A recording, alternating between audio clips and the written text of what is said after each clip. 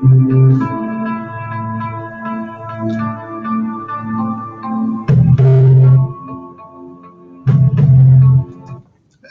anatomy students, little intro music, trying to spice things up a little bit. These things are getting a little bit on the boring side for, I'm sure, for you guys. So, this is day 2 of anatomy notes. My goal is to get this test in right before the end of the try. So, please, next Tuesday, I know that's going to be difficult maybe, but you got to get it done on Tuesday or Wednesday at the latest because I got to get grades in and get this wrapped up. So, this will be our last test of the trimester. The good news is you're going to kind of catch a break. We're not going to do 2 tests. Usually I do a diagram and a written. We're just not going to have enough time for that.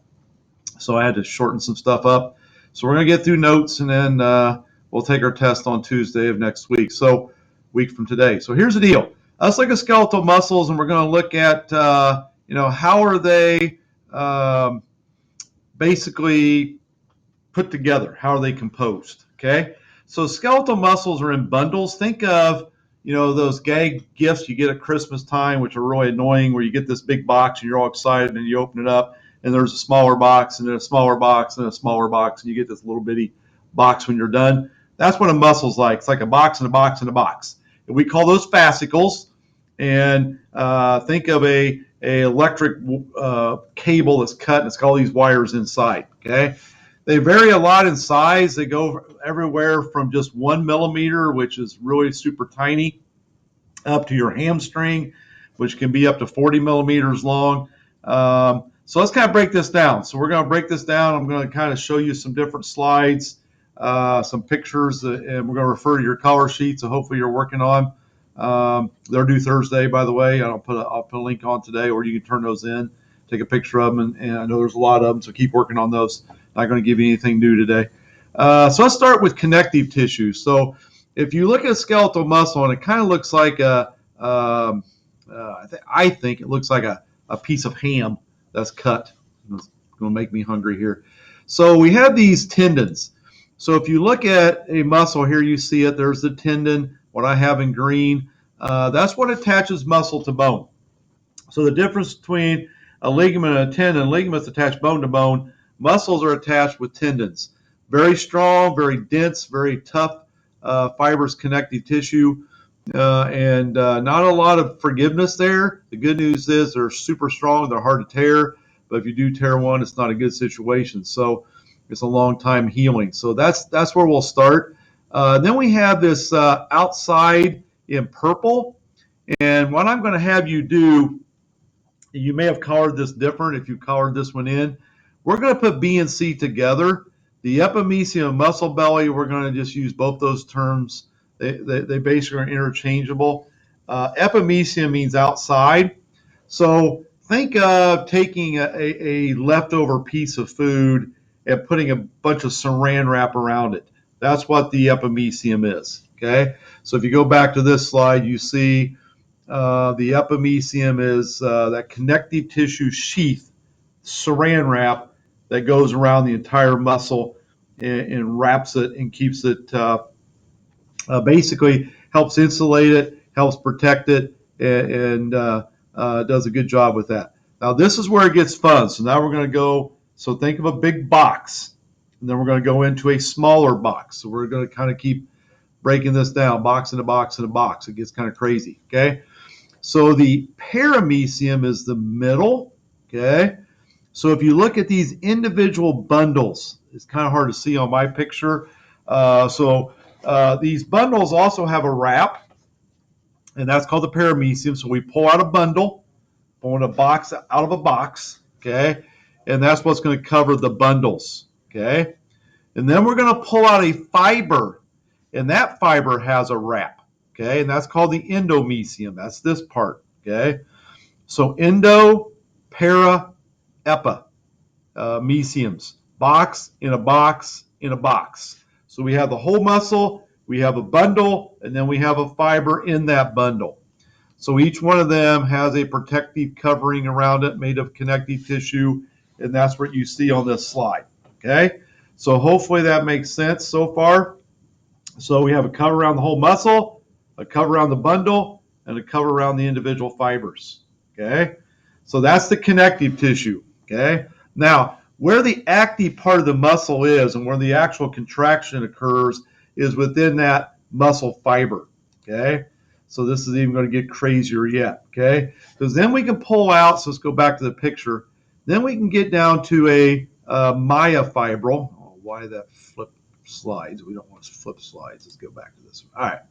So let me show you. I did it again. I'll fix that, okay? So we're going to pull out an individual fiber, okay? And that's called a myofibril. See? Box within a box within a box within a box. It gets insane, okay? That's where all the active muscle contraction occurs. So let's go back to this slide and kind of stay with me. This is going to get kind of crazy here, okay? So a myofibril is basically got two parts to it, okay? We have a thin part to it called actin, and that's called an I band. I don't know why they didn't use A and B, but they use I. Actin's a thin one. It's a protein, okay? Myosin is a thick one, and that's called the A band. Okay, myosin thick, actin thin, and you can see from this picture the alternating thickness between the dark and the lights. Okay, so under a microscope you actually can see it. So the light-colored stripes are thin, what we call actin. The thick ones are called myosin. Here's the bottom line. We're going to get into a lot of detail with this coming up here. If these two are attached, your muscle contracts. If these two are detached, your muscle relaxes. So all of muscle contraction, every movement you do every single day is the basically chemical reaction and the hooking up of the actin and the myosin. So we hook them, we release them. We hook them and we release them. And we have to do that super fast, in milliseconds sometimes if we're sprinting and running and moving our parts really, really fast. Okay? And sometimes, we'll talk about that too. Sometimes we have issues with that. And we get muscle cramps, we get convulsions, we get twitches. There's all kinds of things that can interfere with this interaction between myosin and actin. Okay? So that's really, if you want to boil muscle contraction down, it's basically, are these two hooked or are these two detached? Attached, detached. That's basically how all of muscle contraction works. Now we have some more terminology, which is going to get incredibly crazy, but here we go. Okay, to kind of wrap this section up anyway. And then we have these little sections. We call them sarcomeres. Okay, so what we have, and you can see this is a really good picture. You can actually see. Let me make this a bigger picture so I can kind of give you the interaction part of this here. Okay. If I disappear, yeah, that's okay. All right. So here's the deal. Okay, so see if this makes sense, and I'm going to take a little extra time with this because this is very, very confusing sometimes. So a sarcomere is what we call a unit of contraction. What that is that's a segment of these myofilaments, actin and myosin, and there's actually literally, you can see this, there's a division, there's little sections of these through the muscle. Okay, and basically we call these Z lines. I'll show you a better picture of this in a minute. So here's a Z line, here's a Z line, here's my thin actin, my thick myosin, and these two are going to hook. So the strength of a muscle contraction is basically determined by how many of these little segments, sarcomeres, do I activate. The sum total of them determines the contraction of a muscle.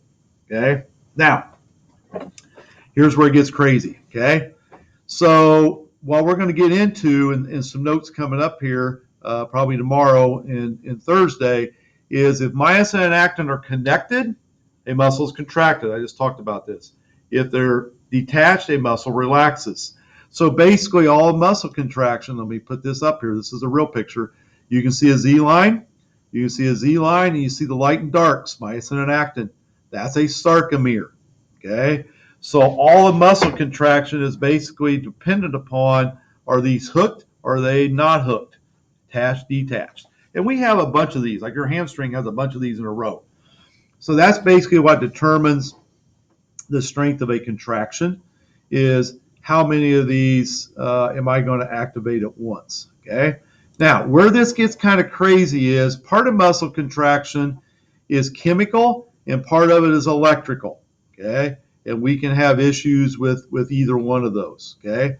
So what I want to talk about, I'm just going to kind of introduce it today, and then I'll pick up with notes tomorrow, and Thursday we'll wrap things up, is where it all starts. And we're going to come back to this. So kind of put this in your brain. It's myosin and actin and these sarcomeres. We're going to come back to that, all right? So basically it starts with a nerve impulse. And this is a great picture, shows you the muscle fibers, the sarcomeres, and the bundles. And then we got a nerve attached, okay? So a somatic motor neuron is a nerve cell that takes an impulse from your brain and takes it to your muscles. And where the two come together, where a neuron and a muscle cell meet, that is called a motor unit, okay? So someone who's paralyzed, that never gets to its destination, if that makes sense, okay? So I'm going to play a little quick video. I know it'll echo through your computer. Just kind of put your headphones on, turn them down a little bit. But I want to show you this quick video, and then we'll be done with notes today. All right, so here we go. So hopefully this makes sense, and this is where I'm going to pick up notes tomorrow. All right. And again, if I disappear, it's okay. All right. So let me load this up. Here we go. Good video. Okay. Can I explain this really well? And again, I apologize for the echoing. I don't know how to fix that. Not going to watch the whole thing. I just want you to see a little bit of this part, and then this is kind of where we'll pick up tomorrow. All right. Hopefully, if it loads, our internet's been a little slow today. And I also will post these notes online, like I always do, Thursday too. Okay. So you'll have the weekend to kind of look them over.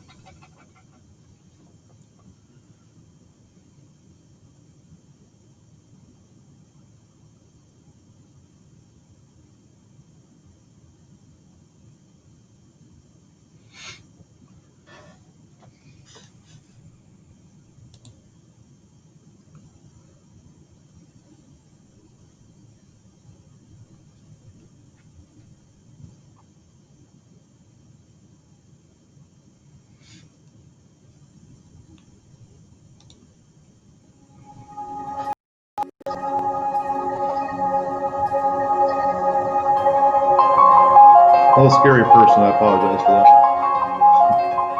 The body movements are controlled by muscles. While contracting, the muscle is reduced in length and joins closer the two bones on which it's inserted. However, it's the nervous system that controls the muscle contraction by the means of nerves.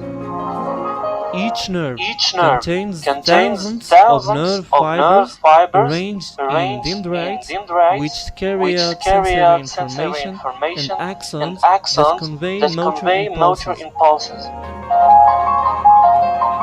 Each motor neuron innervates several muscle fibers.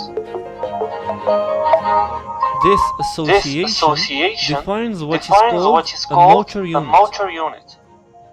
In general, the fewer the muscle fibers are in a motor unit, the more the movement is precise.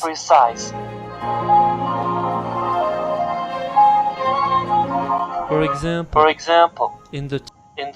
Okay, so I just kind of wanted to show you a little bit of that video.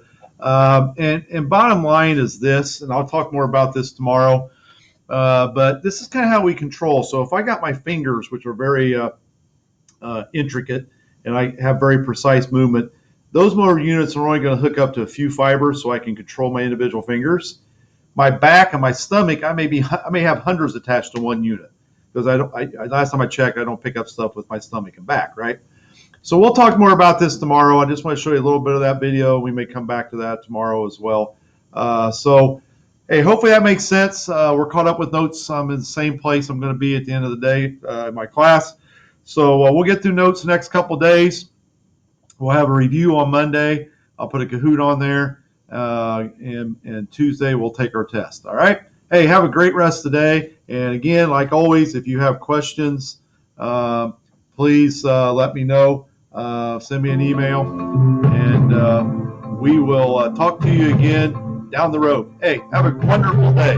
We'll see you later.